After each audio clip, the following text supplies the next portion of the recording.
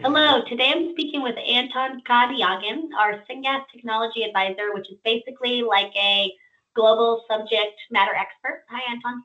Hi, Karen. Hi.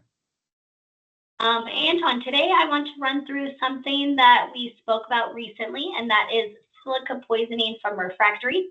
Now, we, Clariant, are not refractory experts, but we do spend a lot of time thinking about the catalyst specifically and things that impact the catalyst. Have we seen any experts experience catalyst poisoning from silica in refractory? Well, I'm not sure if we have seen silica poisoning from refractory directly, but we have seen increased levels of deactivation in an HTS converter after refractory was replaced. And the analysis of the spent catalyst show the presence of silica on top of the bed.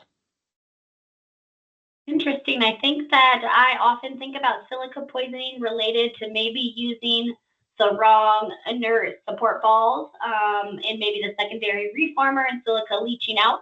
But it is interesting to hear about refractory causes as well.